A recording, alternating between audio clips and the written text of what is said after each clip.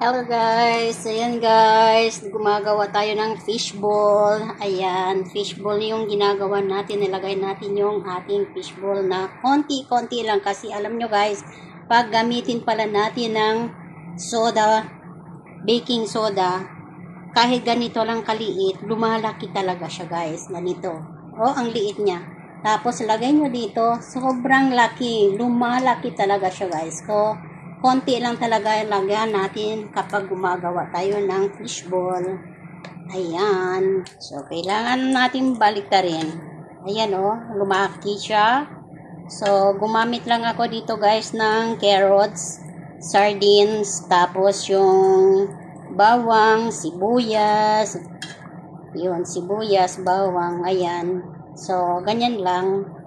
Lagyan nyo ng asin, kung anong gusto nyong lagyan. Ayan, may carrots yan. Carrots lang ang available nating gulay guys. Kaya puro luto natin carrots. Ayan, so, ayan guys, konti lang talaga. So, ibig sabihin, marami to.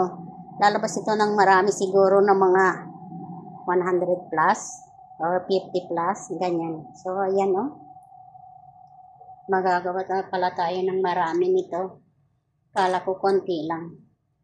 Yan lang mga ingredients guys. Basta pag gamit ninyo, gumawa kayo ng fishball, gamitin nyo yung ating,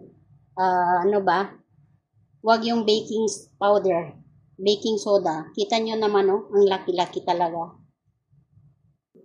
Yan, luto natin. Marami pa guys. Ayan. Yan guys, tuloy natin yung ating lutuin. Ayan, luto tayo ng ating sauce. Bigyan na natin ang ating bawang.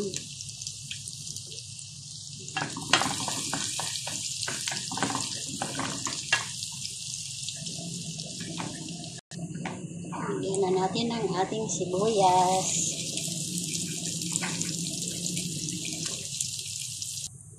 So, ito yun guys, yung ating sauce. Sauce ng ating sardinas ginamit natin doon sa ating fishball. Lulutuin natin ito. Gawin natin sauce siya. Okay? Ayan. So, ngayon guys, lalagyan natin lang yung ating yung pangpalapot. Ayan, cornstarch.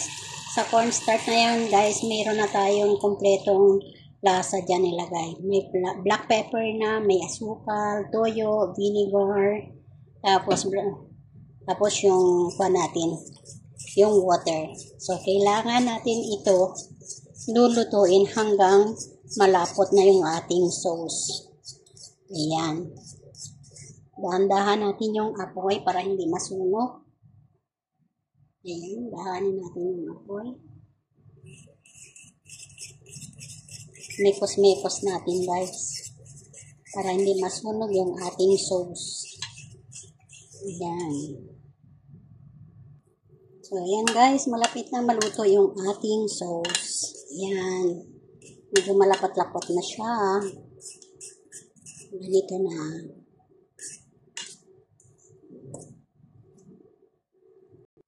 Ayan guys, luto na yung ating sauce.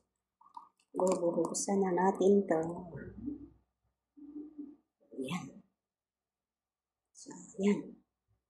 Luto na yung ating sauce guys. Ayan. So, try na natin kainin with ating fishball. Pero yung ating fishball, hindi siya round.